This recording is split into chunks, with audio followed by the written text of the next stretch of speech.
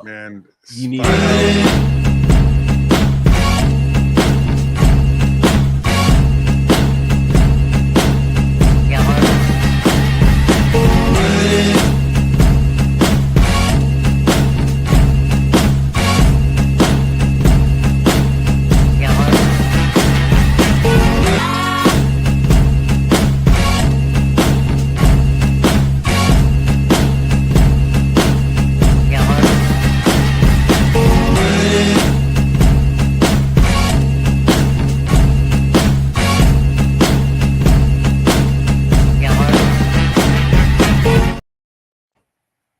It is Friday. It is Stash Wars Live. Mike the Six Layer chilling with a bunch of heads, man. I think this is the most people we had on a Friday here. We got a 5-panel Friday here. I'm chilling here with SEG, Southern Comic Geek, chilling with my main villain, Mark the Honorable Villain, and we got two special guests. We got Kazra and Matt DeTulio from the Comic Arts Fans, man. We're going to be breaking down all kind of calf news today, and then we're going to be talking about one of the hottest new shows on your con calendar, the OAX, the original Art Expo. So we're going to be unpacking that all night, guys. So as you guys trickle in, smash the like button, subscribe to the Six Layer Station, baby. Number one Marvel fan, what's up, man? I gotta holler at you too, man. I gotta have you on. I need a Marvel person on here because we're so DC friendly here, and so I need someone. Wow, what's that like? Yeah. We're the one. You know how it was like yin and yang, and it's like that. You know the little black spot in the white side. That's the little DC. That's us here. We're the DC black spot here. But anyway, what up, number one Marvel fan? Holler at me somehow. IG somewhere. Hit me up, dude. I don't know where you at, but hit me up. Anyway, as we start this show, guys. Let's just talk about. Let's just dive right on in, man, because I've been wanting to have you guys on for a while. And the first thing I want to talk about is just for the people that might come here, because a lot of the things that we do on Fridays on Stash Wars is we unpack conventions, and so we talk about signature prices, the guest list, the whole nine. But as it pertains to comic books, though, so we have kind of like the whole ecosystem here, collectors, but the signatures is kind of like that gateway drug to other things. Okay. I know a lot of homies that I met in line about 5 years ago, right? And we was in that Jim Lee line together. Now they going to Lake Como and OAX and getting commissions and doing all kind of stuff. And SIGs are so passe, right? And so I want you guys to break things down for the cats that are, the dudes that are going to MegaCon, going to New York Comic Con, going to San Diego, and this is not their world at all. I kind of stumbled upon the Comic Art Fans looking for stuff from Yvonne Reese, and at first I didn't even know what the hell I was looking at. I didn't even understand. Like, it took a while to even understand the website for me, but once I understood it, it was like this whole world. So the first question, guys, whoever, Kazra, Matt, whoever, break down what is the Comic Art Fans website. I'll let the CEO take that one from a back end, and then I'll come at it from a collector's end, because I started this whole journey as a collector. Comic Art Fans is basically the place in the world to go to post comic related art. That's it. Marcus is going to be here all night. Just ignore the man. Okay. Ignore the man. All right. If you can. So if you're a collector, it's the no-brainer place to go. You set up a free account in 1 second, just confirm an email, and you can set up a gallery. You can figure it out in about 60 seconds how to upload art. From there, it just opens up like you wouldn't believe what you can do. So all the dealers are on there. A lot of artists are on there. Art reps. It's pretty crazy. Right now we have more than 1.2. I think we're close to 1.3 million active pieces posted in people's galleries. It's tens and tens and tens of thousands of people have galleries all around the world. And I want to stress that we're just under 50% US, 50% rest of the world. We're pretty proud of that. Wow. So if you care about comic art at all, or a character, or an artist, or a time period, or a book name, or whatever, you can go there and you can search for it. You can find it, and you can see things that you won't see anywhere else too, because there are tens and tens of thousands of commissions that don't get published anywhere there too. So it's a playground. Yeah, man. Okay, so what was your gateway into the whole arts world? And Drugs. Drugs. Pretty much drugs. Yeah. Oh, for me, for it was. I always loved art. My mom got her master's in fine arts in ceramics. My dad was a scientist, and so art was around me all growing up. But comic art, I didn't know it existed. I was like a lot of people. Basically, eBay came around. I'm older than most of you, except maybe Southern Comic. We're close, right? So eBay came around, and I saw that there was art on it, and my brother told me that you can actually buy the art from the books that we just grew up reading together. And then it was like light bulb moment, and then I just went crazy. It was pretty easy after that.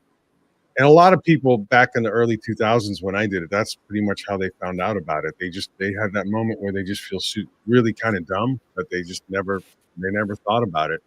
And then they go crazy and they buy everything for a while, and they sell some stuff, and then they kind of focus in.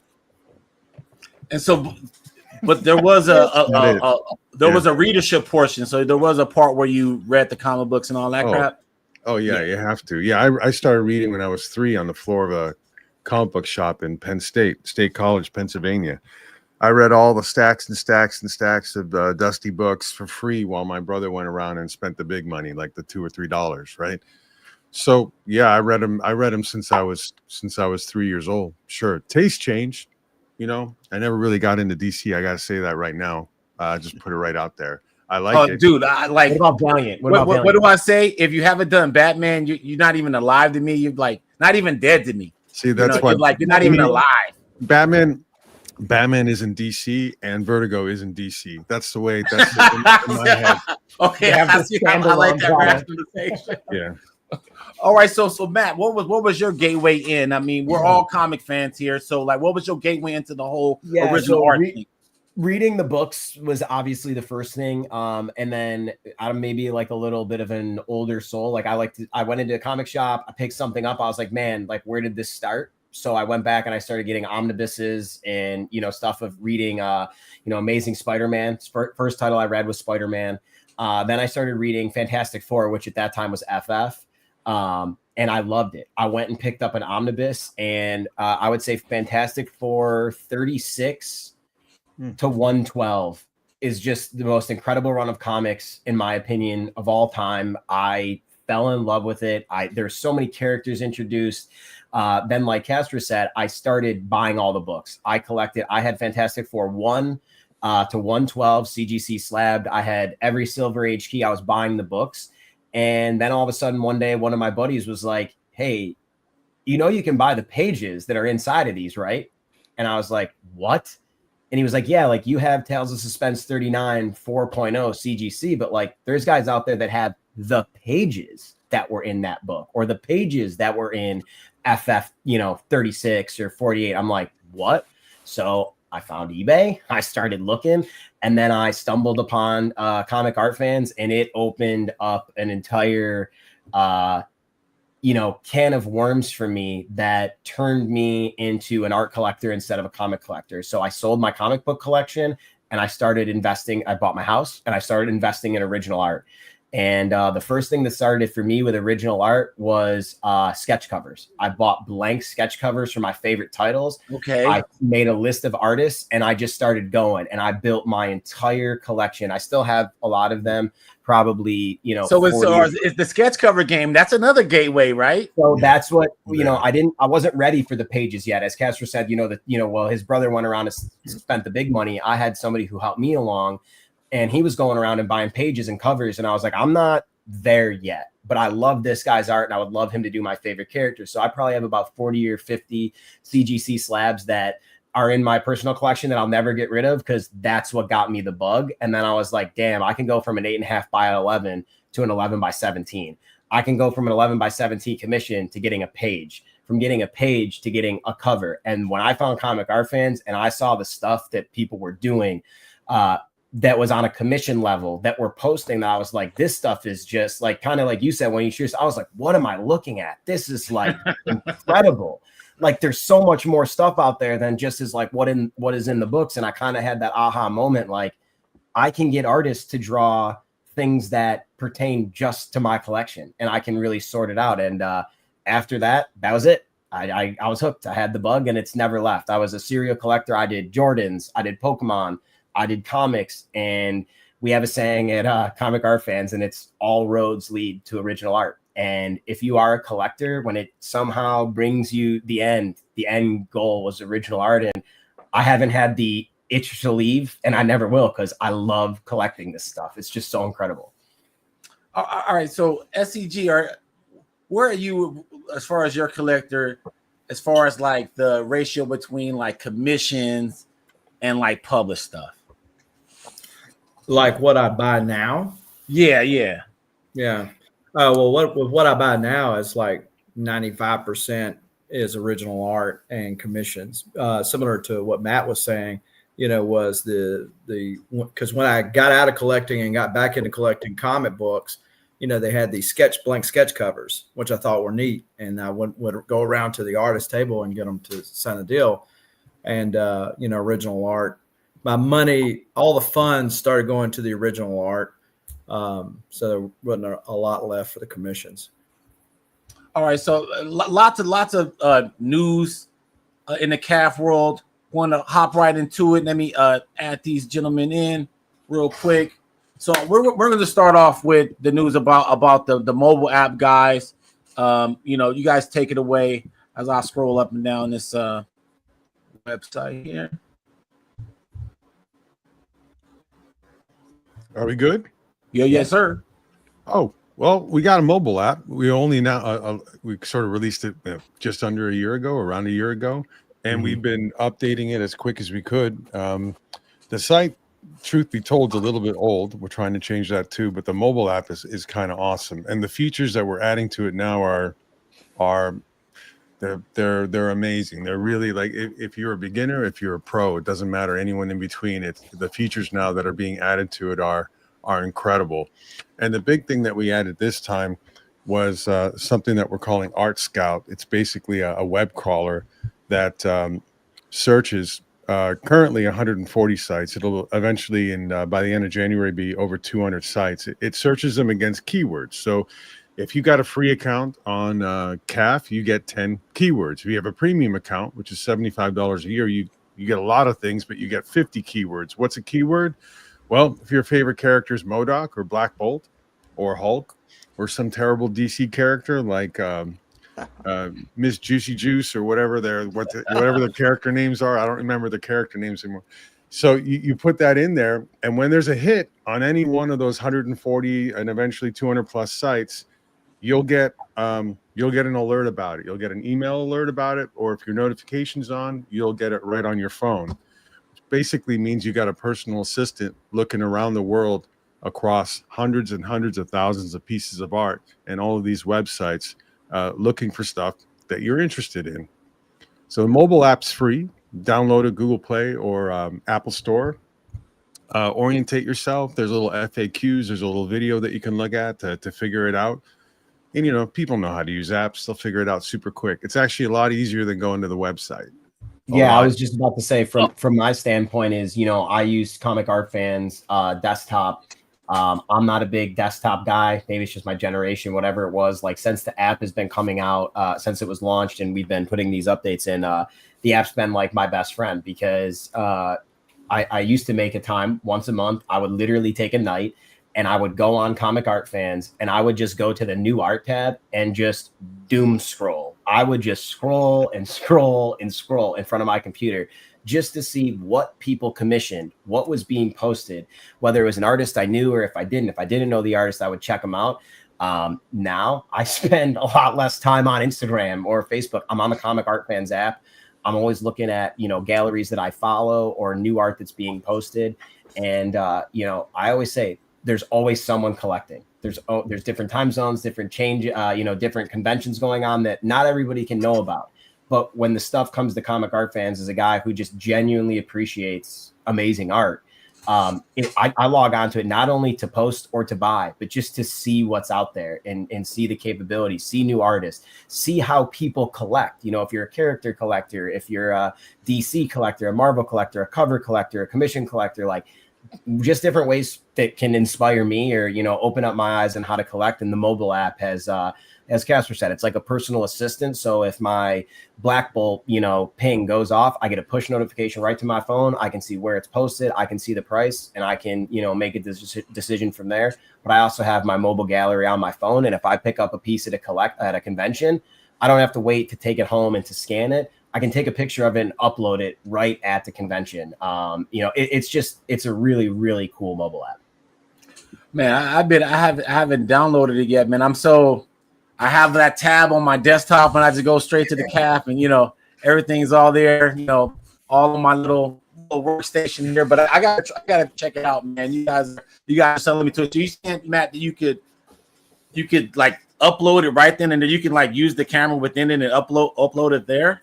Oh, so that's cool. I did one and I saw a guy, actually a collector of Baltimore, buy a piece. He goes, "Do you mind if I put this down on your table?" I said, "No." And I saw him take out his phone and take a picture. I said, "What are you doing?" He goes, "I'm uploading it to my CAF gallery." And like he had just bought it from me. I was like, "That's awesome. Like that's really cool." It was a super cool thing to see. 24/7 comics is in the house. My bad, man. I got shot at my man Carl, man. Carl. Yeah, man. 24/7 comics in the house, man. What up, dog? He's everywhere. Yeah, if he's not posting, he's lurking. What we love about the mobile app is one of the things that we do at Comic Art Fans is we want more people to know about how awesome comic art is. We want more people to collect it. We think that a lot of people that read comics would love it at whatever level.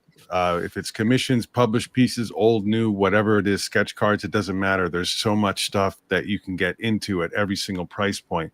One of the cool things with the app is you can just sit there and just discover just over and over again new artists, stuff that you've never seen of a favorite character, pages from a book that you love that you've never seen the art of. But the great thing about it for people that are just figuring this out is Art Scout lists those 140 and eventually again 200 people that are selling art. They're artists, they're reps, they're dealers, they're groups all over the world. So if you have your Black Bolt or your MODOK or your Hulk or Batman keyword, whatever it is, when you get a hit, you find out who's doing what. You find out that there's this art dealer. His name is Anthony Snyder, and you find out more about him. You find out that there's this art rep named Essential Sequential, and you got a David Finch hit on a Moon Knight piece, and you find out that there's this art rep group called Essential Sequential. They have these a bunch of artists. One of them is David Finch. It's a great way to get orientated to who's active in the world, down to the artist level and all the way up to the auction level and everything in between. Yeah, man. The Comic Arts Fan. I think I got hip to it maybe 2 years ago. We got to do a better job. And it's kind of opened my whole world up even more for SIGs as well, because like you said, who's behind the artist. So okay, Essential Sequentials. Okay, so boom. If David Finch is going to be at a show, right? Now I know Essential Sequential is going to be there, and so the odds are Jeff Loeb's going to be there. Klaus Janson is going to be there. You see what I'm saying? You get you get to see the roster, and then it's a process of elimination after that, and it helps out, man. Fantastic. Okay, well I want to move on because there's other things that I want to talk about CAF related as well, and we're gonna. This is the one I had the biggest question about. So I wanted to get into this because this was like I think the most recent news that I saw on IG, and it's about this company conversion and public benefit corporation. What is all of that? Break it all down. Yeah, I'm not going to bore the audience too much, except to say that where companies by definition are formed to maximize shareholder value. That's the simple sentence of what a company is. And a corporation is a fake entity that protects the individuals behind it as much as possible. That's why corporations were formed. That's all great. We lived with that for a long time. There are millions of them. Fine. Comic Art Fans has a public benefit stance, which means we want people to know about comic art, illustration art, animation art, game art, all the visual and storytelling and narrative art. We want them to be educated. We want them to go through all of our videos, be involved in the community. We want people to, well, I'll put it simple, not be ripped off, for example, early on when they're trying to get orientated. It happens a lot more than you think. So we have all these tools, we have features, we have a lot of free entry points that you never have to move past. So what this does is we've continued to do that. I've been with Comic Art Fans for 3 years now. Comic Art Fans was very largely like this prior to me joining. I wanted it to be official, active. I wanted it to be the front of how we act. And everyone that has been brought into Comic Art Fans believed this from the beginning. And it was just time to go to our board and our shareholders and make it happen. And basically what it is there's like 35, 38, 40 states in the country that recognize S and C and LLC and other types of corporations converting to what's called a PBC, a public benefit corporation. You change your charter, essentially. You change your articles of incorporation, your operating bylaws. It's a statutory requirement from thereafter that you follow the requirements of a public benefit corporation, which simply states that we have to consider the public benefit, employee benefit, and let's call it important or primary players. We have to consider that as much as, or in line with, or in consideration and balance with shareholders. That's the technical kind of non-sexy way to say that we have a mandate now to sort of have a non-profit sort of approach to what we do, but we can still make some money, but it's not all about the money. And thank God, because I'm not really about optimizing money. I would like to balance it with good. I like that. I like that, man. Mark, you have any questions you want to ask these guys? Yeah, I wanted to ask Kazra, is Comic Art Fans the first of its kind? Or have you guys always been the front runner for comic art and having it logged on to the internet? I think that's fair. I mean, there were some like the Lowry site back in the day. I think it was named after Bruce Lowry. I have to dust my brain off, a collector from back in the day. There were places where you could post like 5 pieces of art or a small number of pieces of art. And then Bill Cox, his wife Maureen Cox, and Chris Haggard, they were running a company that was building websites for other organizations. And Bill, especially, Chris too, Maureen, I think at the time a little bit, but a lot more now, they were collecting comic art. And oddly enough, they were collecting mostly commissions. And I think the core thing that they were frustrated with is that they just couldn't see commissions anywhere. I mean, back then, people would get a commission, it would just go into nothing, right? So they why don't we just use some of the stuff that we've done with other websites and build a place where people can just post their art, and they can post it, at scale, basically, right? And that was around 2003-ish, 2000, late 2002, 2003. I should probably remember that. And they were the first. There's no doubt about it. And then here we are, where it's actually more than 2 million pieces over those 20 plus years that have been posted. 2 million pieces. Yeah, 1.3 are like viewable right now and active. Yeah.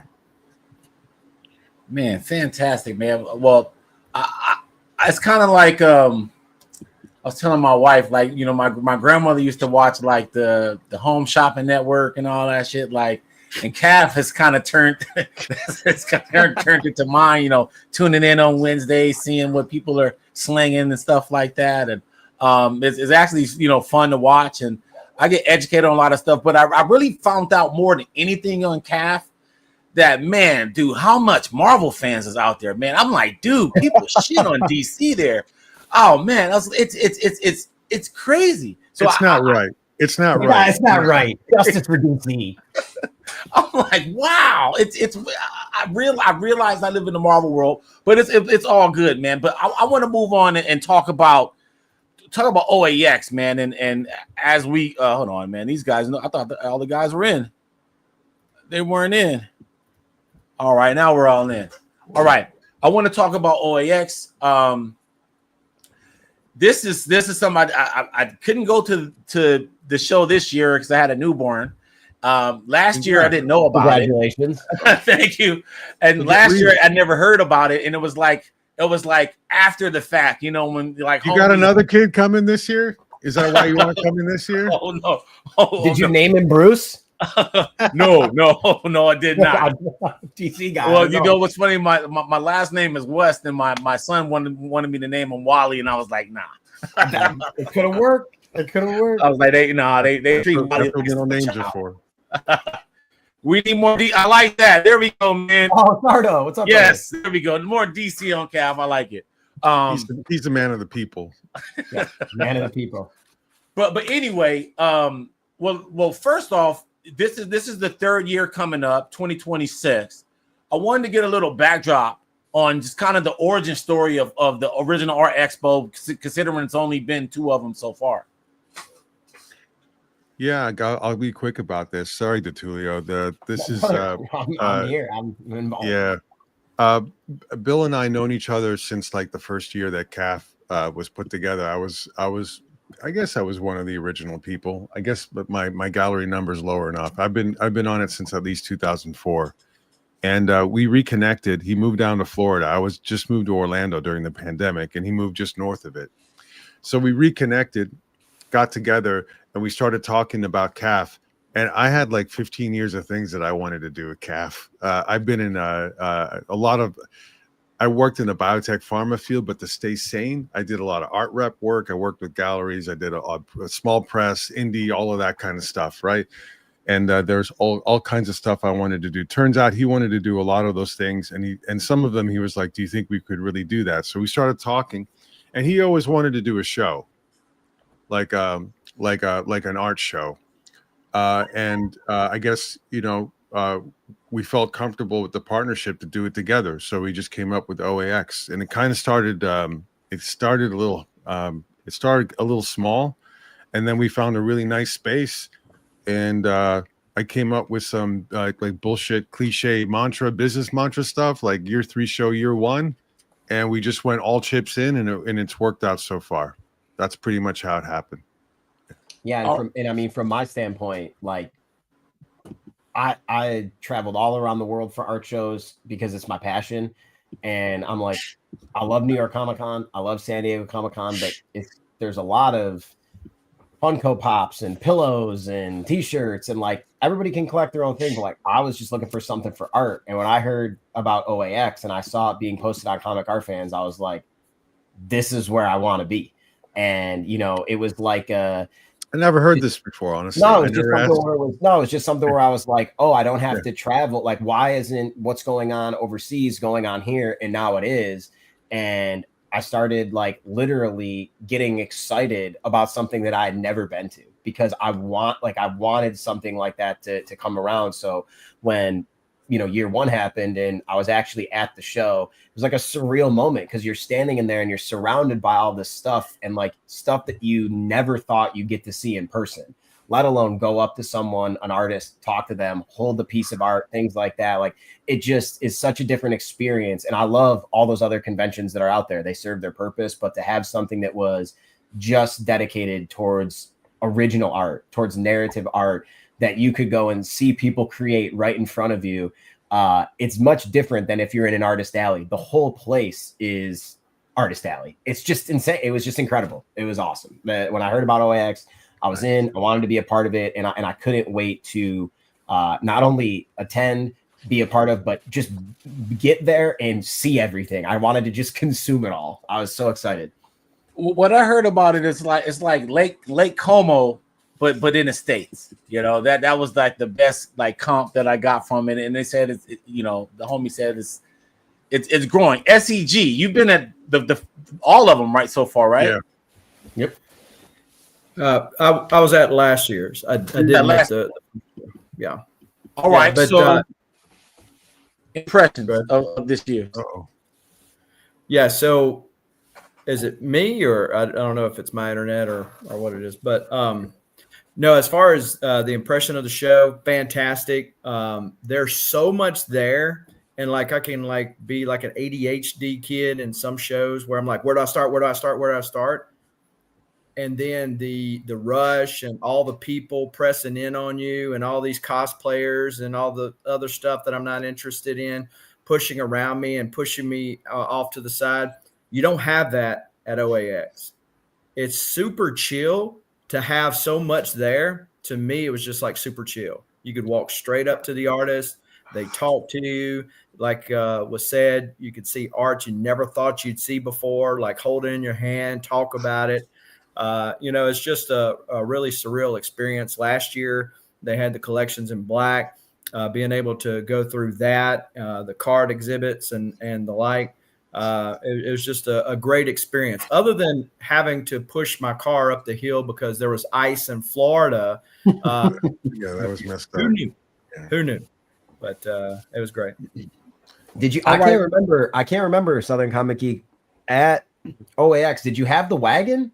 Is that a wagon convention? Yeah, I did. Yeah, that's one of my when I see the wagon, I'm like, this guy's coming prepared. He's got enough. He wants to make sure he can pull out as much art as he possibly can.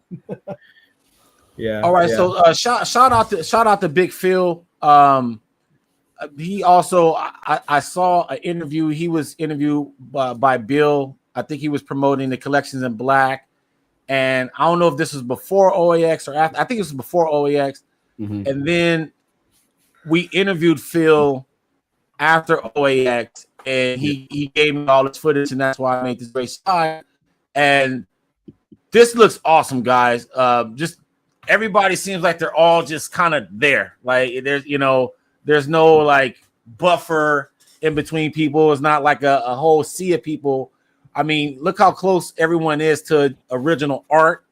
And so my question, Matt Kazra, this year you guys had the collections in black, and it seemed like not only did Phil have his original exhibit, but other people were able to contribute to the exhibit while at OAX as well, right? Yeah. We wanted to make it different than what was at the August Wilson Center. So Big Phil, Khalil, Giron, and myself basically co-curated it, and we drew from some of the best pieces out of the community from private collectors and from art dealers and from art reps. And there was just sick pieces in there. It was incredible. It was incredible. And so my question to you is there something like similar going on next year? Where is there going to be like another kind of exhibit featuring another perhaps art style or medium or something like that? The special galleries are, I guess I'll say this. I don't usually say this, but they're kind of my babies. They're very, very important to me.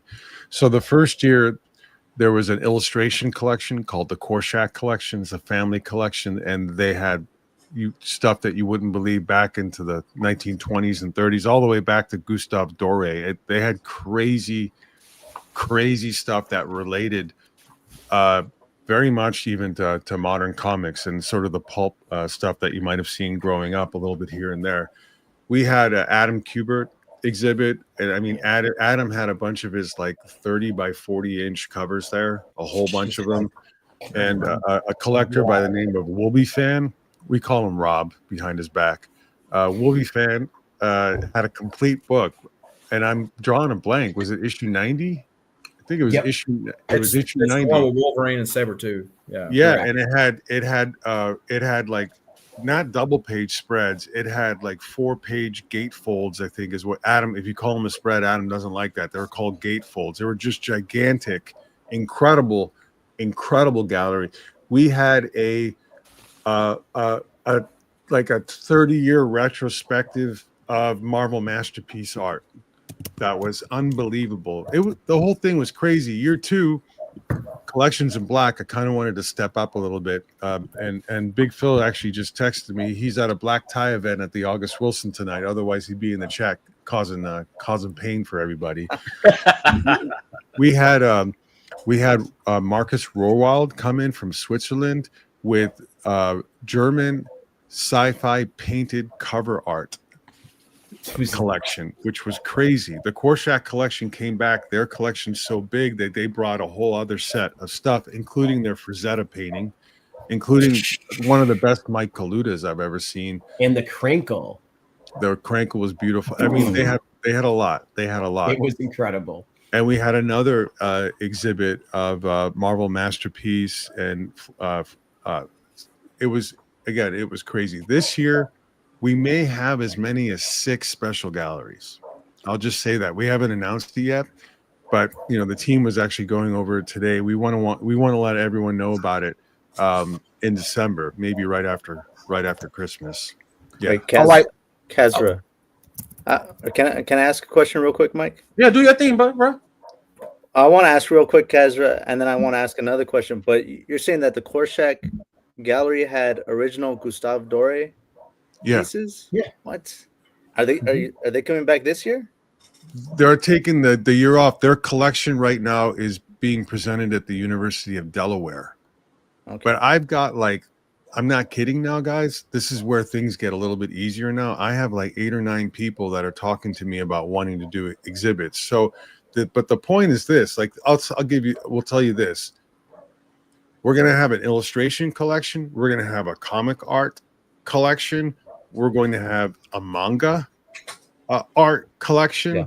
We're going to have a Marvel and likely DC card-related art collection. We'd like a Magic the Gathering one. The whole point is that we started with comic art, and we sort of Trojan horsed illustration and card-based art into it. Then we came out strong year 2 with the Card Art Expo, with card art and the Illustration Art Expo. And this year we just announced the Animation Art Expo, A2X, and the Game Art Expo, GAX.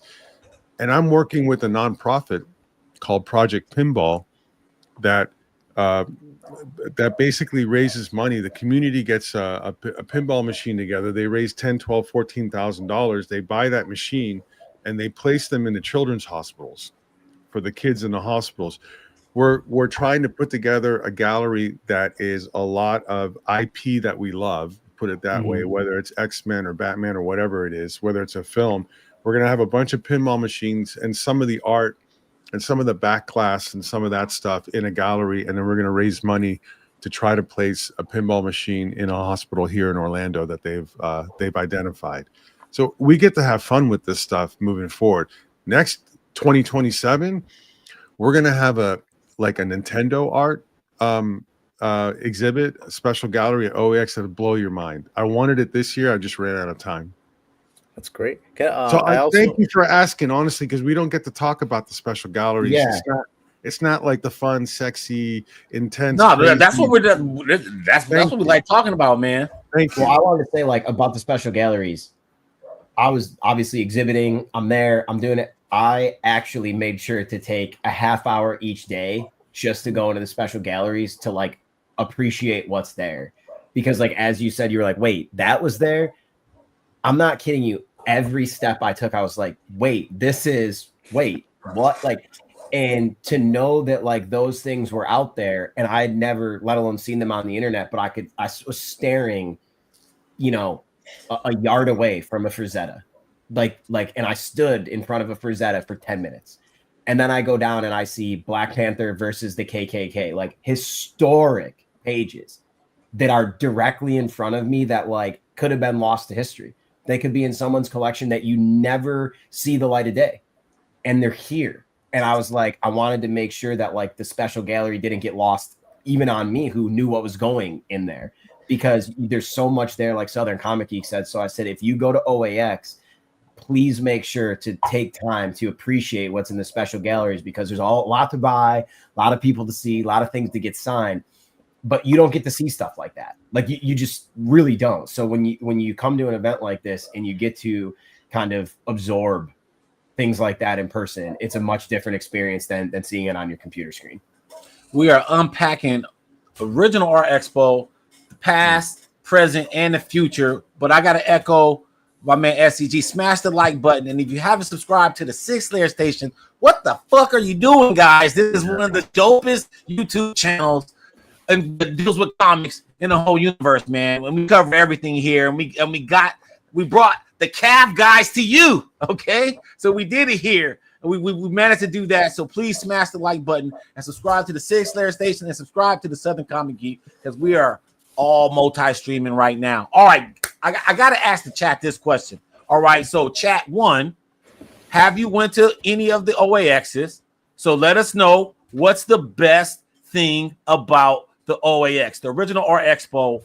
What it is. And here we go. Jewish Dragon. Shout out to him.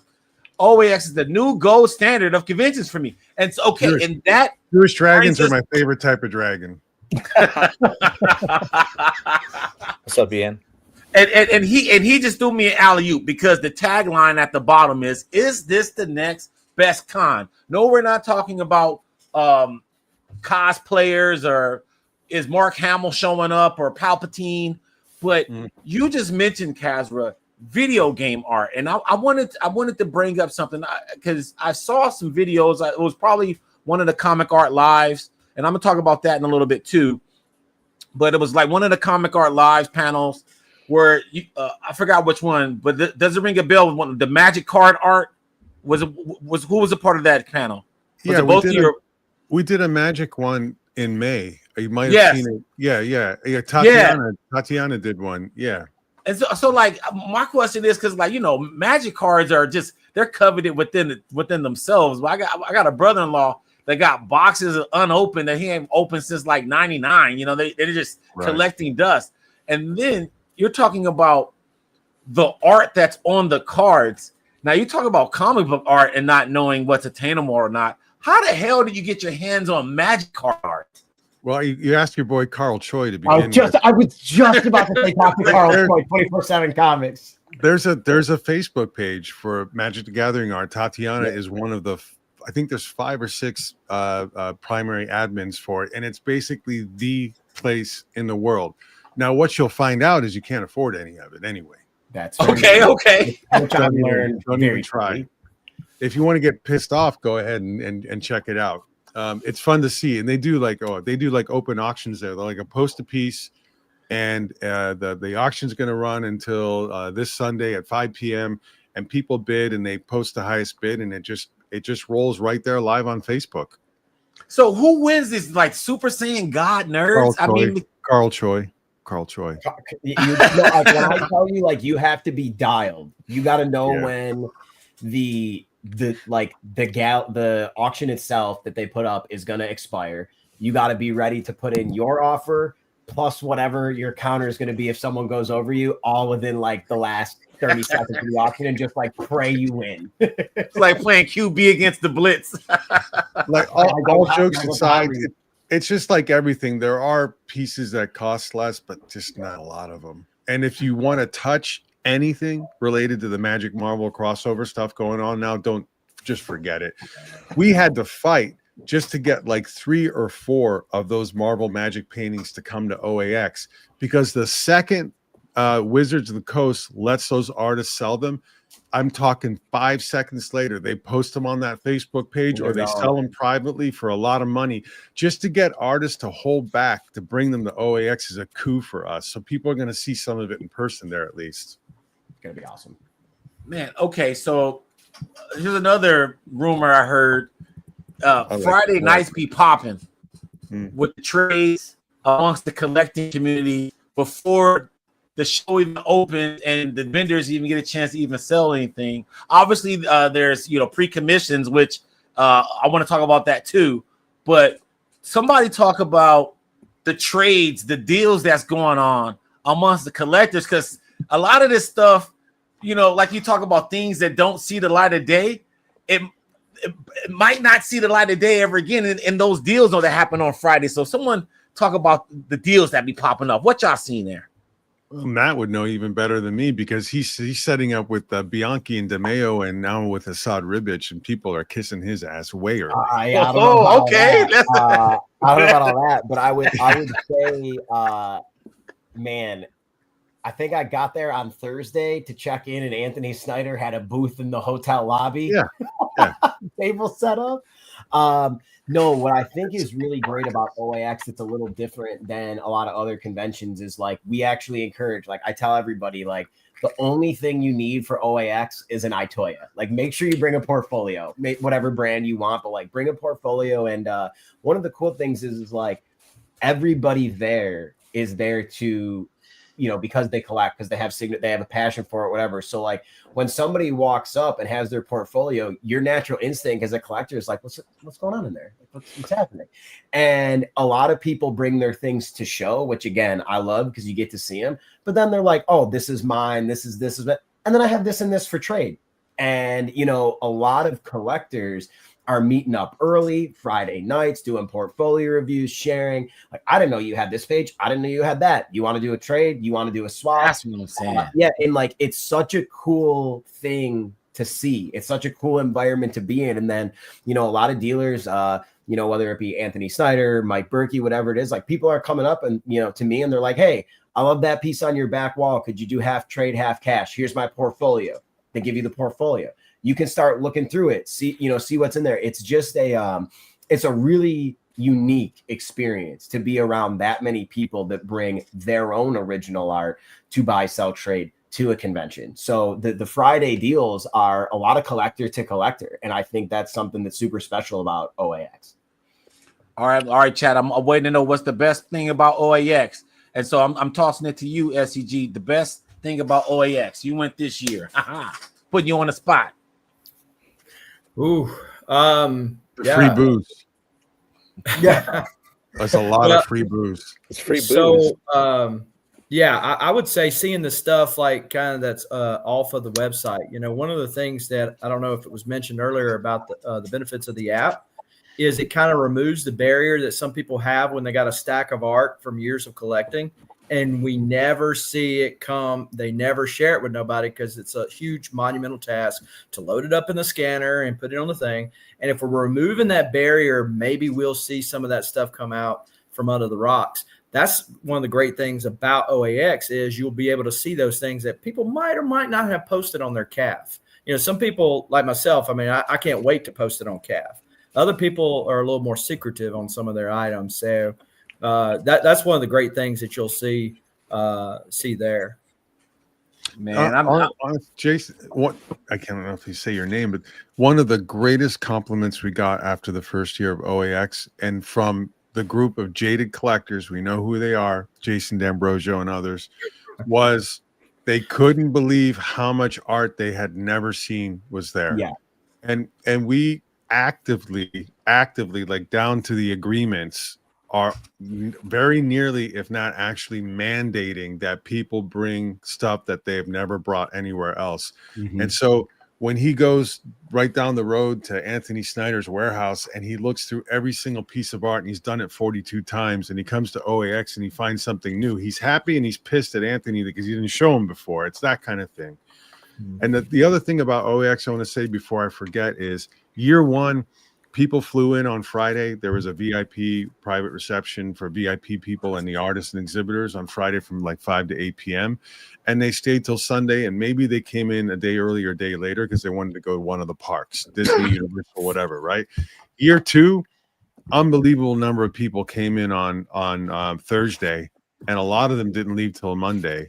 This year already, I can tell you straight up because I know all the hotel reservations, everybody, like anybody that can, is coming in on Thursday and leaving on Monday. So you're talking about a 5-day show. And my dream for OAX is that the show on Saturday and Sunday is not why you even come.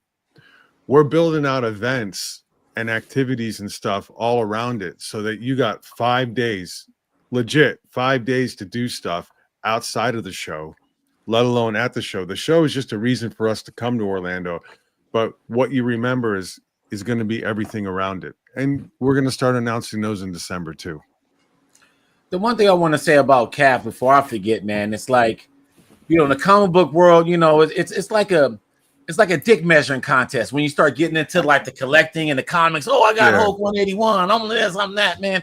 Yeah. In the art world, there's always a bigger dog out there. You know what I mean? Because it's like, there's so many different aspects to art, and then there's different price points. It's just different levels.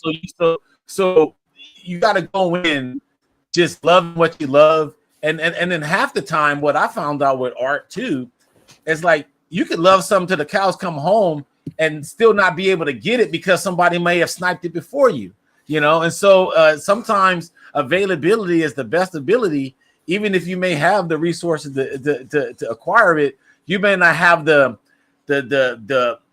game yet. You might not have the game, the know-how to acquire certain pieces, or to get on that list, or to know this person to hook you up, or however it may be, right?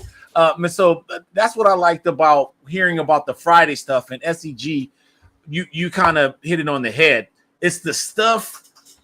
It's like, I'm not a big CGC guy, so I'm a big believer that there's stuff that's not on the CGC registry that's like probably like the greatest thing in the world that we haven't seen, and that's kind of like the art world too, right? It's like it's one of one. It's its own kind of thing, and CAF, it is kind of like the universe to know what's out there, right? It's like Google to spit you guys out. You guys search something, Google to spit you guys out. Like it's you know what's available, right? But then, like you said on Friday, right? Oh shit! Like then you think blah blah blah sold that. You think about the artist. The artist sold that. When did they have that? When did they sell that? Like who had that? The inker? Who had that? The pencil? Like what? Like when did you?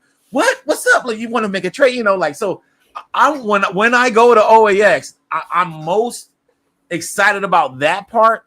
And I'm just putting out there, man. Anybody that's Green Lantern, Jeff Johns fans, holler at your boys. Grant Morrison, Batman, holler at your boy, because that's what I'm coming there looking forward. Any other DC fans, let's crew up and let's bang on these Marvel heads out there. We got to start one by one. You'll be happy. So Matt, I got to ask you. Sure. What are you most hyped about this upcoming year for OAX? A2X, no two ways about it. Animation Art Expo. I am like so thrilled. First off, I'm psyched to be there. I love being there. I love seeing everyone. I love seeing all the art. I like being a part, like I said, of Jewish Dragons in the chat. Like the atmosphere, just like it's a weird thing that I was trying to explain to my wife the other day. When I come back from New York Comic Con or Baltimore, and they're great conventions, I'm like drained. When I come back from OAX, like I'm energized because I saw stuff, I saw people, I saw reactions, and like it makes me, like you said earlier about being a small fish in a big pond. There's always a guy out there. Like it keeps me hungry to want to keep refining my collection, keeps me hungry to want to keep providing my clients with the best art possible, and it keeps me hungry to make sure I want to bring new and diverse original arts. Like if I buy a collection or my artists are doing things, I say, hey, we're going to sell, it's 10 things. We're going to sell these 7. We're going to place these 3 in a folder for OAX. And like that show is going to be incredible for us. It's going to be important. We're going to make it a bigger deal. So that's it for me on, kind of the art rep, side of it and the comic art fan side of it. But for a personal, complete, personal side, it's A2X. I've been really into collecting animation art lately.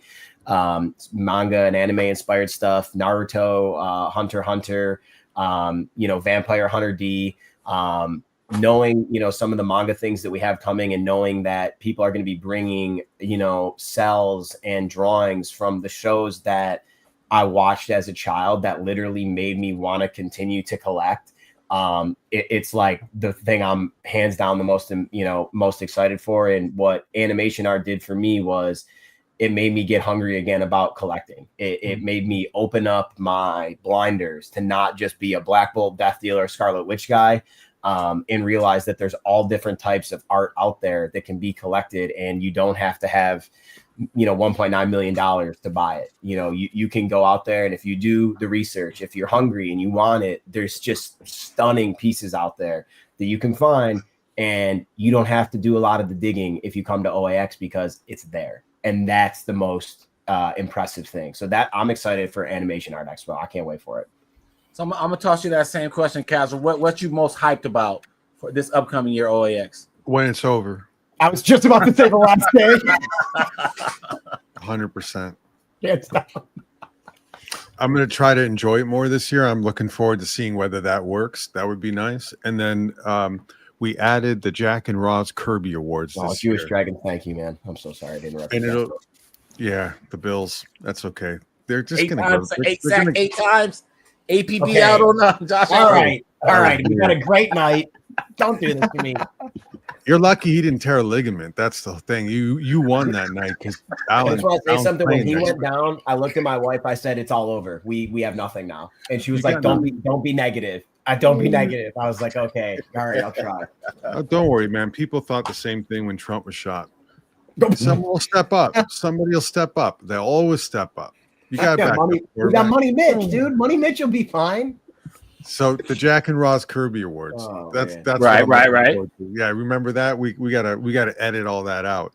It'll be the first one, and the ceremony will be at OAX, and it'll be on Saturday night. Show ends at 5. We'll probably start about 5:45. Let people file in. You have the 3-hour open bar with burgers, fries, pizza, and some we call them just put carbs in your stomach so you can drink more kind of food, right? And there'll be the awards ceremony, and that'll be followed by the auction and fundraiser, which I think Matt and Tatiana will be the co-auctioneers again this year. They were awesome last time, so I'm looking forward to that. And they built an outdoor pavilion, so all of that indoor space that we had to take up with the chairs and the tables and all that's for the auction is all going to be moved outside.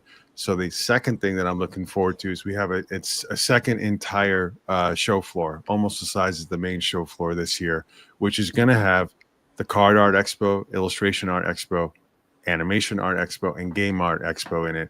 Probably going to move this guy, the Tulio, from the main floor into that room just so he can shop easier. I was just about to say, if I can sniff the animation art from closer, I'm in. A lot to look forward to. Honestly, if you ask me again, which you haven't, I'm really looking forward to the events. The idea with these events, we're just calling them events, is we're going to come up with stuff. So the Jack and Ross Kirby Awards, the auction and fundraiser. We have a preview night on Friday now for 2 hours before the VIP dinner. That's new. On Sunday for an hour, there's a free sketch event. And we expect probably 50 artists to be doing free sketches for an hour for people. So you get a one-day ticket, you come in, you walk away with a whole bunch of DC free sketches. There you go. Right. Ooh. So we'll do events, and we got a lot more events than that lined up, panels, whatever. Right. The second category is the artists and exhibitors. They come up with events. John Romita Jr., we're talking to him. He's going to do a one-on-one event, sign people, give some prints, do some books, sketches, blah, blah, blah. A lot more people we're talking to about that. But the third category, and I know this is going to take a couple of years to roll out, and it's kind of like, I don't know, what's it? It's like a prison break. We're going to let the attendees come up with events. And if you just tell us what your event is, we don't care how crazy it is. If we like it, you go on the official event list, you get promoted to the newsletters and our YouTube channel, you go right on the website, you go right into the brochure. And what we want is 4 or 5 days of all of this stuff going on at all of these different times. And we want you to FOMO the hell out of your experience. We want you to hyperventilate when you're there because you want to do multiple things at once. I mean, and then the show's 7 hours. Yeah, whatever you need. The show's only 7 hours on Saturday and Sunday. Who cares about the show anymore? FOMO the hell out, man. FOMO the hell out. I like that, man. Okay, I got to move on to this next topic, man. I got to pick your brain, and we're gonna start this off with some barbershop kind of talk here with art, because I got to pick everybody's brain. So I'm about to put everybody on the spot. I'm gonna give our guests some time to think about this question. So Kazra and Matt, think about this. I'm throwing this to SEG first. Okay. Top 5 artists of all time. Your favorite artists. Warner 5 Roth. of them. Okay, dead or alive. Dead or alive. I'm throwing it out there. I want some controversial shit. That's comics only, obviously. Comics Yeah, only. comics only. Yeah. Comics Ameri- only. Yeah. American comics only. Are we going to I just put together an award show. You know, you got to do geography, you got to do time periods, you got to do dates. Yeah, We're American talking. comics. Are we Wouldn't talking even be a American simple comics? question with Casper. What are the rules? Are we American just, comics. Are we just America or not? Are we doing Yeah, America? I guess American. That's all I know, man. I would want to, but but you can educate us. So it's your favorite list. Gotcha. If it was some underground shit that I knew about, y'all didn't know about, I would definitely let you know. Gotcha. Okay. You know what I mean? All right, so boom. SCG though, I'm waiting. This is tough because I like so much stuff. Barry Windsor Smith. Okay. Good choice. That's a great. Let's see. Probably Bob Layton from the standpoint of having to do so much with the Valiant stuff, which I largely collect. David Finch. David Finch, okay. Sal Buscema. Gary Frank. And Gary Frank, I like Gary Frank. That's a good one, man. That is a roundabout list. That's about an SEG kind of list. I like that. People from a little bit from everywhere. All right, man. You can't fill all 5 of your spots with Miller, Mark. So all right. So you got all right. So I know Miller's gonna be one of them. Yeah, that's for sure. That's one of my guys. But top Kirby, for sure, all time Kirby, Miller, Mignola, George Perez, and Jaime Hernandez. Okay. All right. So me. All right. So 5. So Doug Mankey. He's like number 1 for me. You know, shout out to Doug Mankey. Yvonne Reese or Reyes, I don't know how to pronounce his name, but you know, my favorite Green Lantern artist. So boom. Alex Ross is like, he rocked my world. You know, Kingdom Come like changed my life. And he's the only like variant cover artist where I still get all of his shit, like all of his Batman covers every San Diego, New York. So that's the Banky, Ross. Oh, George Perez for sure. Oh, and Neil Adams, like I spent my whole like 39th birthday with him, like the whole day in Burbank, California. And no one was there. It was, you know, they forgot he was, you know, he had a comic book shop. I was like, I'm going over there kicking with Neil, man, for a while. So yeah, so boom. All right, so here we go. Matt. 5. Oh, all right. Well, I'm gonna be completely unbiased and leave out because I would put in Simone, DeMio, and Assad. I will leave them out. Olivier Coipel. Yeah. Okay. Ooh. Alex Ross. Amano.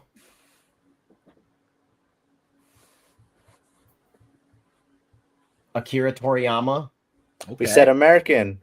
Yeah, but that's but Akira Toriyama, man. Come on, man. I know Yeah, America. yeah. Come on, man. Come on, guy. It's a legend. And let me throw in a current guy that's just beasting. Dan Mora. Dan Mora is a killer. I think he's one of the best guys doing comics currently. And then another guy that I would maybe put on like right there is Alex Maleev. Alex Maleev is a phenomenal painter. Yes. I actually just met Dan and Alex for the first time in New York this year, man. I was the 2 people. And then I thought Olivier Coipel was going to be there, but he wasn't there either. So I was like, Anyway, Kazra, round it off, man. Round it off. Who you got? 5. I gotta go Jack Kirby and Bill Sienkiewicz. Those are kind of my easy ones. Sienkiewicz was close one. And then I would go. I'll go a little old school with Alex Raymond and Windsor McKay. And then for sentimental, I'll go John Byrne. John Byrne. Okay, man. A roundabout list. Chat, let us know. Who's your top 5 artists, man? I want to know what's going on out there, man. So we got a big crowd in the mix. Top 5 artists of all time. Educate us. Somebody put Liefeld. Okay. Here we go. Number 1 Marvel fan right here. Okay. Byrne, Romita Sr., Kirby, Salvacin, Perez. Okay, cool. So Perez is in mine. That's how you know he's great. If number one Marvel fan, and I'm You like got the wrong at least, Buscema. Sailor John, who knows? and I'm at least the 100th DC fan. You know, we got Perez in our top 5, so that's cool, man. Kumbaya moment. All right, so I tasked SEG to pull some stuff from y'all calf profile. Oh boy. I had 2 of my pieces hearted by him right before the show, so I got a feeling he was looking through my gallery.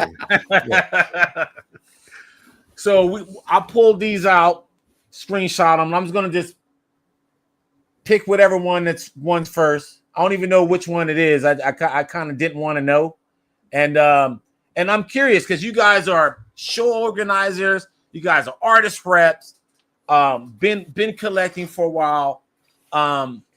I'm curious about what's your collecting habits and the things that you guys seek out and stuff. And so I'm just gonna press the button. Y'all just holler at me. So What's funny too is Matt and I ended up in the same place. We both collected painted art. Yeah, all the stuff that we went through. That we both that's our wheelhouse. All right, so this Excalibur 110, Salvador LaRocca. Yeah, I never heard of this artist. Who's this? He sucks. I can tell you one thing, it's not mine. It's Kazra's. We know. Just a beautiful piece. It's from Excalibur. That's a sentimental pick again from growing up, from issue 1 all the way up to the end. It's a great page. It's a beautiful splash. Yeah. Sort of at the end of when I was reading it. Was towards the end of the run altogether. So yeah. Yeah. All right, Scarlet Witch. You got Simone. I'm gonna go on a limb and say this is yours, Matt. Yep, that one's mine. That's for like Fleer Ultra something. It's a trading card. That's my favorite one, Matt. That's the one I have to be honest with you. Yeah. I have a story about this piece. I walked into Simone Bianchi's studio. His studio is the second floor of his house. I was there visiting him, and this was on the back wall. And I was there with my wife and my mother. And Toth's another great pick. Good one. I stopped and I said to my wife, I was like, she could walk out of the wall. Like it looked like her body could have came out of the wall. And I asked Simone, I was like, is it for sale? And he was like, yeah. And I said, not anymore. And I bought it right off the wall. It's my favorite Scarlet Witch painting that I own because she's like an evil witch in this painting. And the eyes are just incredible. So this is published. Incredible. This is not a commission? No, it's a trading card. Marvel Fleer Avengers Scarlet Witch. So what's the dimensions on this one? It's huge. It's 18 by 24. It's a poster. Damn. Yeah, that's crazy. So all right, so this is still this is your PC. This ain't like so, or is it fluid? Your PC is fluid. This is in my wife has a closet that I built her, which is called the Room of the Witch, and it's a walk-in closet the size of a whole room, and this is hanging in the room just past me right now. It's not going anywhere. Okay, all right. And then so all right, so here we go. DC Homer and me. Who the hell is Black Bolt? That's the homie. That's my guy. The Silent King. He's the leader of the Inhumans. This is by David Palumbo, phenomenal painter. He did Marvel Masterpiece 2020. So I am lucky enough to own 2016 Marvel Masterpiece Black Bolt by Joe Jusko. I have 2018 Black Bolt by Simone Bianchi. And 2020 did not have Black Bolt. He was not on the character list. So I reached out to Palumbo, Dave. He's an awesome guy along with Painter. And I said, hey, I'd really appreciate if you could do your take on Black Bolt like he would have been in the card set. And he agreed. And I picked it up at OAX this year in January. And I gave him no direction. I just said, do what you want to do with Black Bolt. And how he did the like refracting of the scream, the energy. It's just an absolutely incredible painting. It's awesome. Man, Simone. See, you know my exposure to Simone was Green Lantern. Lantern. I heard you say Grant Morrison earlier when he did Shining Knight with Grant Morrison as well from DC. Yeah, man. So all that stuff. I think I seen you. I think you're in because I met Simone for the first time at MegaCon last year, and so I assume you were at it. So yeah. So I think you may have took my $20 or whatever. So yeah, I've met you before. Just a guy like, hey, how are you? Give me $20, and then you can Yes. talk to the guy you actually want to be here for. Now this one here, I'm gonna go out on a limb and say this one here is Kazra's. Yes. Yeah, Matt Haley. This one's a weird one. I got the whole story for him, but some of the panels were done digitally. Some of them weren't. This is a really good page because it was all original art with the big. He draws a great MODOK. I mean, look at that bottom panel. This was a Squirrel Girl story with MODOK. It's a love how story. often do you get a half splash, Castra? How often does your guy get a full half splash? It's good volume on that MODOK too. Yep. Yeah. Guy always has the best teeth around. There it is. Okay, so all right, you guys talked about animation art, card art. I mean, all different types of art. Okay, Kazra, where was this piece? When was this piece acquired in your like quest? Like, was this in the beginning? Was this you know? Oh, you got this out of nostalgia? You know, recently. When was this acquired? Oh, I got this one a while back. It's probably 15 years. It's got to be close to it. It wasn't that long after the story came out, and I contacted Matt about it. The art's actually kind of small. It's like 9x12, maybe. Really? The whole page. Yeah. Wow. And it was just a weird little Christmas one-off thing that had Squirrel Girl and MODOK together. None of it made sense, so I loved it. I just contacted him. I got it all from him. Yeah, I was collecting. I started a theme collection in 2000, probably about 2005 or so. I liked people that had character collections, or that just had a theme. And a lot of people were Batman, you know, or Wolverine, or you know, the major characters. And I thought, I'm going to do MODOK because I love Kirby, and I remember this character from when I was a kid, and he freaked the hell out of me. And you know, 20 years later, the joke's on me. And then I got, let me see how many more I got. I got this one here, and I think I picked this one. Art Germ, the homie. Art Germ, Kakashi, Art Germ. Okay, how big is this? 9x12. You said so, a 9x12. Yep. And was this a commission? How did you get this one? Yeah, so I had reached out to Stanley, and I had won a raffle, but I was also working, and I couldn't be there to win the raffle. So the show passed, and I, reached out to Stanley. I said, hey, if there's anything, you could do. And he said, hey, okay. I think I waited about a year, 2 years, maybe. I can't remember. I think maybe about a year and a half, actually. And I picked it up at MegaCon in 2024. Naruto is one of my favorite animes of all time. Kakashi is my favorite character, and I really wanted Stanley to do it. And when he found out the character that I would have chosen, he was like, I'm all in. I'll definitely do it. I love drawing anime characters, and it's incredible. It's one of my like favorite personal pieces I own, because who else has a Kakashi from Archer? I'm not sure. And then just to bring the message home, here's another Black Bolt. Yeah. Okay, now is this a commission or is this a published piece? So it's both. It was a commission that became published. Wow. This is, I'm in a group on Instagram where we do a Throwdown Thursday, and we post different themes of art every Thursday to show from our collection. And recently we did one that was Tombstone, and it was the piece that you're buried with, and this was the piece I chose. This is my favorite piece that I own in my entire collection.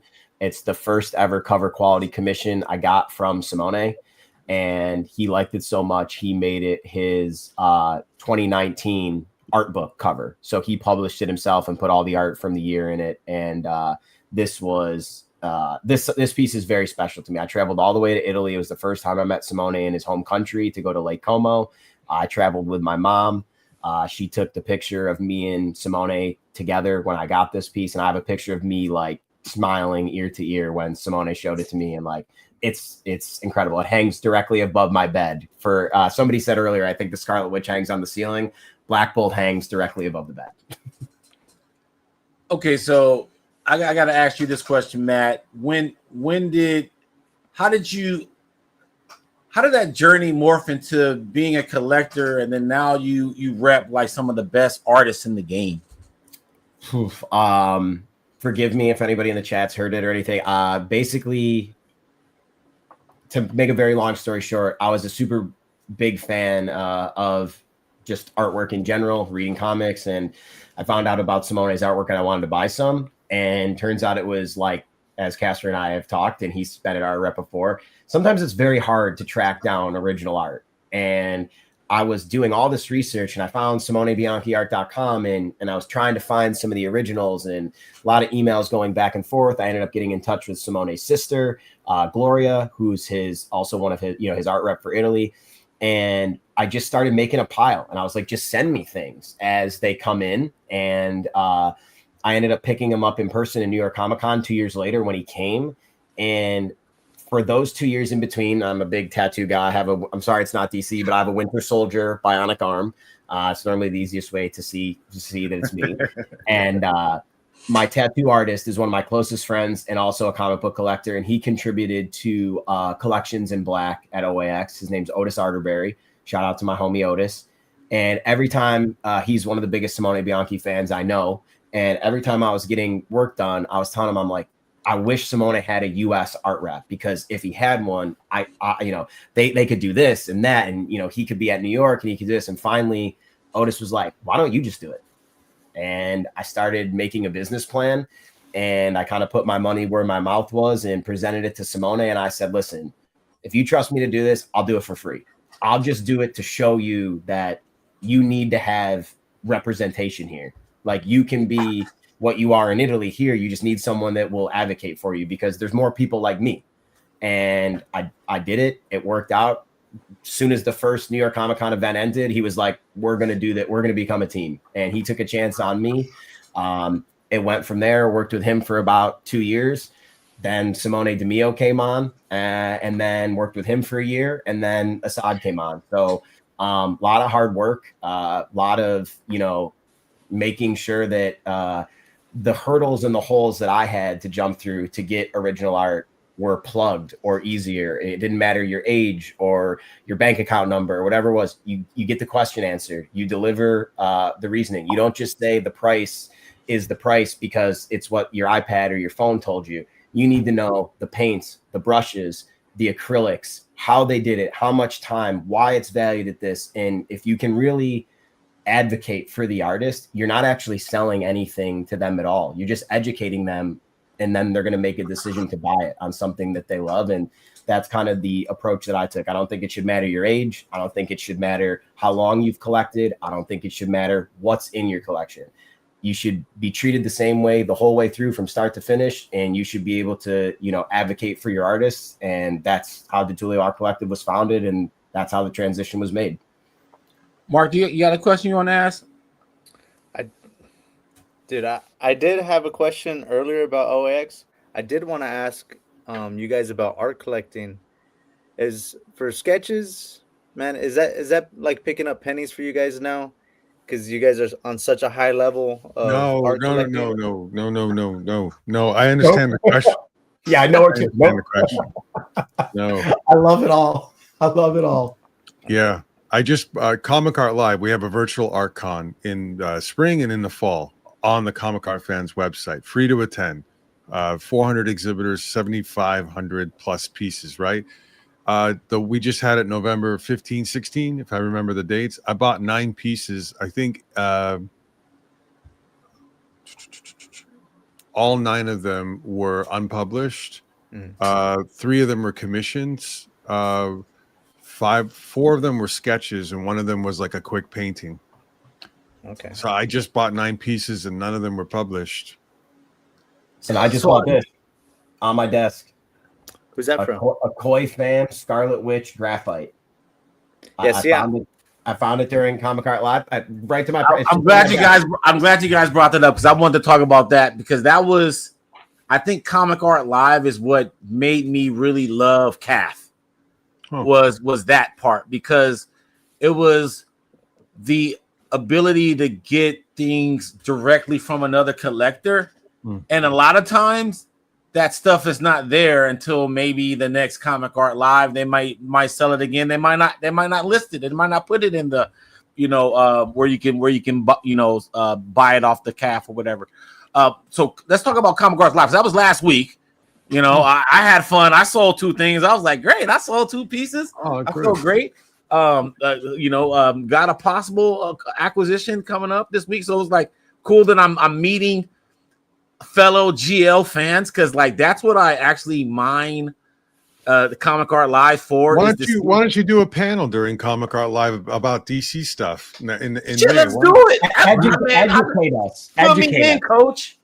Put me in.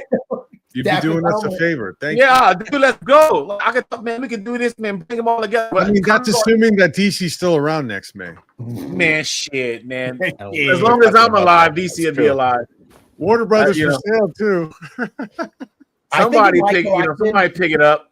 I think in my collection I have 4. I have 4 DC pieces. So that's that you have 4. Yeah, that's not nothing, but I do have 4. You got a limit? You got 5? Yeah. I have one Marvel piece. And it's I got something I gotta get off my chest. Okay, what's up? When I grew up, the Bills were DC Comics, the Buffalo Bills. There we go. 100%. 100%. I mean, I associated them with the AFC's DC Comics, brother. The Bills are like the poster boy. You just can't let me have a good night. I'm not even going to take offense of that, because I knew it was aimed at you, Matt. I knew it was straight. Shot about to be traded to DC. I knew that would be crazy. But hey, I have to say, the Comic Art Live, I had a good time. What was you guys' reflection of last week? As members of CAF, what was the outcome of Comic Arts Live like for you guys? Well, it was a lot of work for one, and Tatiana, director of events, did a hell of a job. I think this is her second time helping to manage Comic Art Live, so that helped a lot. But it's just a lot of work, I'll tell you that. Maureen, Bill, the programming, the back end, 2 days of panels. Did you see how many panels we had? It was like 16, something crazy. And a lot of them are like working with artists, trying to get them to sell stuff they've never sold before. Adam Kubert drove from his house all the way to Bill's house and dropped like a whole bunch of pieces that he's never sold before. I mean, that's cool. That's cool as shit. So the outcome is that the app is making it better. It's making it so that people can go and do whatever they want. They can go out for lunch. They can go shopping. They can drive over to whatever weird place they're cheating on their whatever. They can do whatever they want, right? So the app is going to just make it better and better and better for people, and we're getting more artists involved in it. Those are the 2 things we want to do with it, and this time we did that pretty well. And it feels like for 2 days in May and 2 days in November, the comic art world kind of just all descends in one place. 30,000 plus unique people over the weekend. That's cool. That's cool. Yeah, man. Yeah, Comic Art Live. Yeah, I think I'm trying to think. I think the first piece that I bought, the first piece that I bought with intention was at Comic Art Live, and it was a Tech 1000 page, and I was like, okay, I was like, this is cool, and so like I always kept up with that, and then I realized I was like, oh snap, like this is kind of like a virtual convention, and then I started like watching the actual programs, and that's when I stumbled upon the whole magic art thing, and that's when that's the kind of snowball from there, and then now I'm watching on Wednesdays and all of that, but it really spawned from there. What we do here on the 6 Layer Station, we interview comic book talent every Thursday, like without a doubt. We got the best people in the land, talking about comic books, their projects, right, or the process, but what I like about what you guys do, it's still in that collector mode where you're still getting the education, but it's still to know about the art, you know, so that you can know how to take care of it, or you can know like what you're actually getting. Like I remember I got one piece, like I didn't know what blue lines was, and or what's to me what's worse than blue lines, what I think that needs to be like thrown out there is when they do the digital layouts and then they ink on top. Like that to me, because like at least with blue lines, there's two separate pieces, and so you know that there's two. But like when someone says, "Oh, ink," you know, all art or some vague ass statement like that, and then you get something and you see, you know, the gray lines in the background, you know, you just want to know what you're getting. And so I always say, hey man, like I got that education watching one of the shows with Bill, and somebody were brought up gray lines and blue lines, and I was like, oh, okay, that's what I got from the Cameron Stewart. And so it's, you know, and I realize a lot of artists, especially today, they kind of do that now. But for me, I prefer, you know, if I'm going to spend money on, you know, I want like, well, actually, it's funny, in the year my collection kind of reduced down to just DC, GL, and Batman. And so the stuff that I like now is just, you know, the stuff from the mid 2000s, which is just traditional pencils and inks. And so I do have like one mono print. I do have one blue line, but that's kind of to know the history of the production. You know, so I wanted to have a piece to at least tell that story on how comic books were produced. So I do have a Jorge Jimenez mono print, and then I have, you know, and then I have and then I have, you know, inverting gray line, you know, a layout with inks. I thought it was pencil inks, but you know, that's how we did it. You know, I like it, but would I buy another one in the future? No. You know, I would, you know, I want it to be all, you know, as they say, traditional. But anyway, I would like to get back to you guys on just the last thoughts about OAX before we head out here.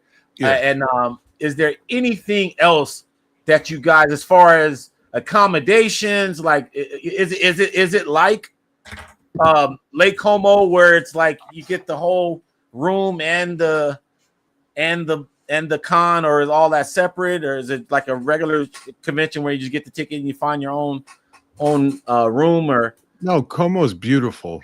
Como is like one of the places like on a bucket list to go to on a vacation. Yeah, our place is more like how do I describe it? It's kind of like a high school reunion if everyone in your high school wasn't a douchebag. It's like 5 days of fun. So you can go to Como. It's beautiful. Put your pinky in the air and have fun. You can come to OAX every year. Yep. Every year. That's the point. We're trying to make you come back and be surprised every year, and for it to be even more fun, more interesting, more people, more collectors, more sharing, more stuff that you've never seen anywhere, more galleries. We have an incredible opportunity to build this out for years to come, and there's no limit to it. There's no ceiling to it right now. Thank God. Year in and year out, thank God. It's just more work. But we sound a little bit we run into a wall sometimes talking about OAX. So one thing I do want to bring out, because it's kind of an experience-based thing, and if you talk about it too much, you sound like you're selling something that's almost impossible to sell, like a really good sandwich, right? Right. Big Phil, I love the way he shoots. I love his edits. I love his beats. Some of the stuff he just showed me like a minute and a half of footage from the first OAX, and I'm like, I want you to shoot some video, right? So the collections in black and co-curating it with him and putting that all together was also partly so that he could come down and shoot some of what was going on at OAX, and really from his own perspective, right? So we want to kind of get collections in black out there, and we want to get OAX out there. And he's been working on a 4-part documentary series, and we're finally, you know, newsflash here, it's finally coming out. So I scheduled it with him completely today. I'm going to send it to the team. And I think the first week of December, December 3rd, 4th, 5th, and 6th, we're going to drop all the episodes, 1, 2, 3, 4. And the 6th episode is going to drop at the Black Comic Lords virtual con. Yeah, the on virtual December con. 6th. Yeah. Yeah. People don't know about that too much yet, but look into it. They have like 30 plus people coming to that on their channel, and it's insane. Their lineup is insane. Well, 1, 2, 3, 4, December 3, 4, 5, 6 on the CAF Plus channel. The last one will probably simulcast with the Black Comic Lords on December 6th. And that'll give you a feel, like a totally different feel than the two of us here just going jibber jabber the whole time. It'll give you a feel of what it's like there. Boots on the ground type of feel. Yep. Man, that's hard, man. Shout out to Big Phil, man. Shout out to Big Phil and the Collection of Black and the Black Comics Lords. Yeah, I didn't know that was when you were saying the dates. I was like, wait a minute, that's kind of coinciding with the Black Comic Lord thing, because I know that's going to be December 6th. That's fresh, man. That's fresh. Mark, any last questions for the guys before we do the updates? The last question is, how do you guys dictate the guest list? I know Matt's bringing over Simone and Simone and Assad. Mm-hmm. Assad's gonna be there, and then the Palmiotti and Amanda Connor are always a for sure thing. How do you guys decide the guest list? Well, it's complicated. It is curated. So I can give you a couple of easy things. Jimmy's on our board of directors. Yeah. And we love Jimmy and Amanda, and they're right down the road in Tampa. And they would be there every year, even if they didn't live in Florida, but it is a lot easier for us that they live in Florida. In fact, Jimmy and Amanda have an incredible collection of illustration art too, and they deserve a special gallery probably at OAX 27. Matt, Simone and Bianchi and DeMeo, and now Assad is also a no-brainer. And Matt actually from the beginning was a sponsor of OAX, which we appreciated. But we picked Bianchi and DeMeo to come. We knew DeMeo was going to be the next big thing, huge. And adding Assad is great. Assad is awesome in person and a brilliant artist as well. So they're kind of a cornerstone for us. Bianchi is a cornerstone because he's a painter, he's a personality, and he's a legend in the card community as well. So we get to hit different notes. So that taps into a little bit of what we do. We have to figure out a way to have all these different components of art, illustration, card, game, go on and on and on, right? Animation. We need people that have worked in multiple places, done multiple things, and done it at a really high level. That's our ideal pick. If you've got someone who's a killer in comics, who's a killer in card art, and who's done any one of those other things, they're our top get. We went after Art Adams because it's a big get to begin with. He hadn't been to OAX. He works with Jason Schachter at Essential Sequential. We work with Jason. Jason's always there. And he's loved by multiple communities that are coming to OAX. Picked, check mark. So it's complicated. And we're 300 artists deep now that want to come to OAX, and we don't know what to do. We don't. So now you guys are getting requests to be there? Yeah. Oh, First year was like 2 to 3 hour Zoom calls trying to explain what the hell it was and making some of it up. And our model even was different than any other show because we thought maybe 300 people would show up. How do you put a show together with only 300 attendees? So we had to come up with a kind of a complex way to do it, right? And year 2 was a lot easier. And now everybody is sort of finally saying, we've heard about this show. We want to come to this show. It's a unique show. We love it. And it's awesome, and it's kind of a curse. We went from 59 artists first year, around 71-ish, 70-ish in year 2, and we'll probably be up about 85 this year. And we could have 150. I wish we could. We just need 500, 800 more people to come. We could probably have 30 or 40 more artists. The ratio is awesome. It's just, it takes time. Yeah. Man, SEG, anything you want to say about anything art related, CAF related, OAX related?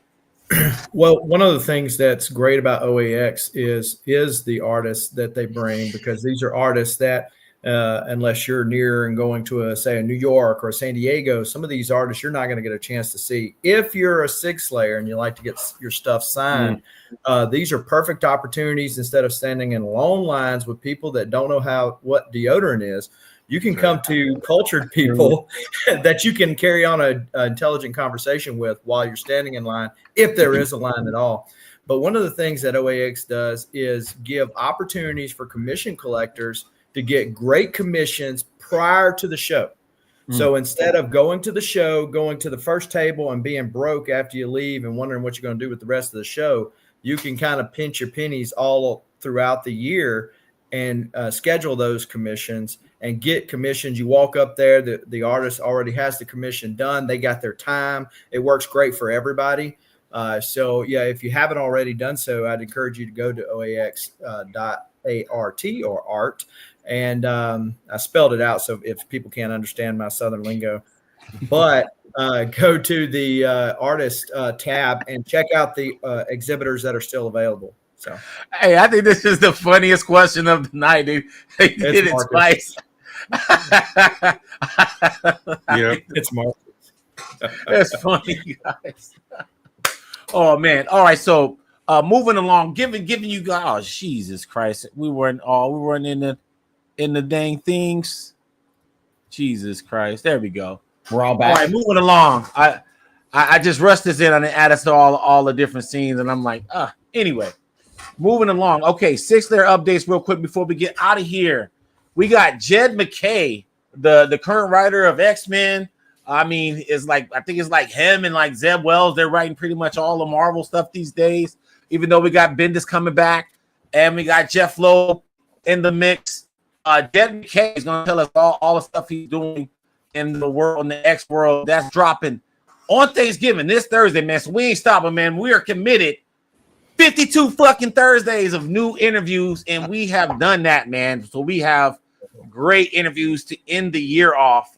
If you guys haven't seen some of our awesome interviews, like let me go here. Yesterday we just had Kyle Higgins, Radiant Black. He's got a Elseworld story right now, Immortal Legend Batman. He unpacks that, but the cool thing about what Kyle's doing, he says what he's doing with his Supermassive verse, something that has never been done in comics. It's this completely immersive experience where you have the comic book and then it continues in a movie. Then there's a podcast and all this crap he's talking about, but it sounds awesome. And I think he's one of this new wave of innovative creators that's taken over comics in the image world. And I'm happy that he's doing a Batman story again. And then I got to shout out my man, David Barron. We just dropped a dope-ass interview last week talking about how to get your comics distributed into all the stores, the process. David Barron, long time, 30-plus year color artist, has his own monthly show here on the 6 Layer Station. And I'll be remiss not to let you guys know tomorrow on Whatnot, the Batstravaganza. If you're trying to get your hands on one of these coveted Burbank Batmans, guess what? We are auctioning it off tomorrow, as well as Todd McFarlane Sigs, Jim Lee Sigs, Absolute Batman, Neil Adams. You think of it, all ages, all of our signed comics come with COAs. This Batstravaganza is probably going to be the hottest thing or Whatnot, just off the fact that you can get your hands on this Burbank Batman. I think there's only like 50 of them in the CGC census, and I have 2 of them, and I'm going to be auctioning one off mañana, man. So be there or be motherfucking square, guys. This is fantastic, man.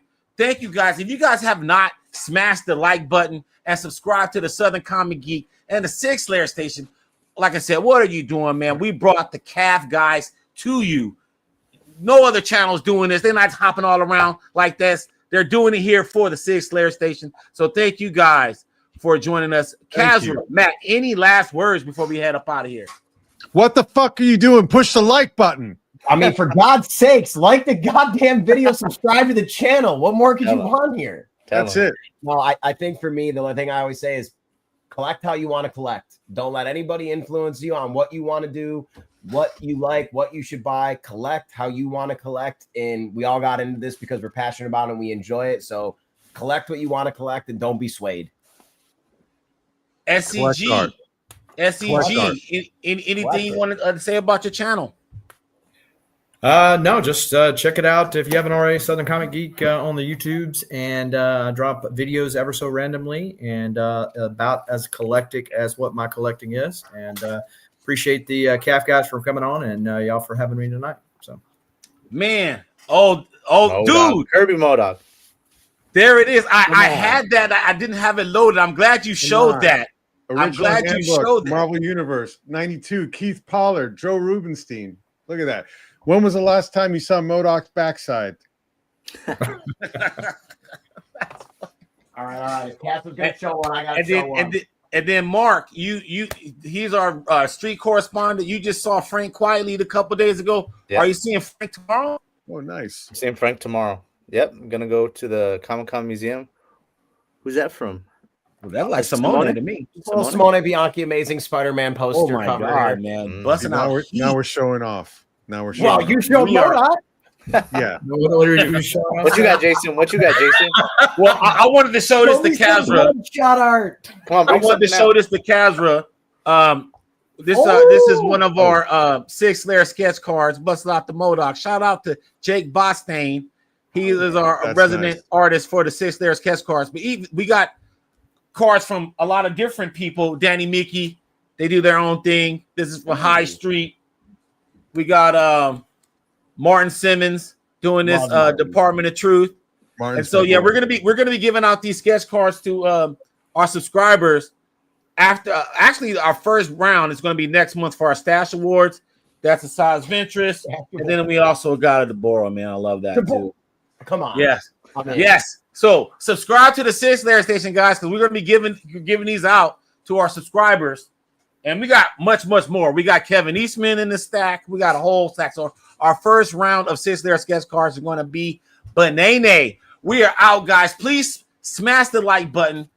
Please check out our awesome interviews. We got Frank Quietly coming up soon. We said we got Jed McKay. We got Mike Allred coming up in a couple weeks as well. Nice. We are killing it on the station. What are we doing on this channel? Who's our producer? So check us out, y'all. We are out. Peace.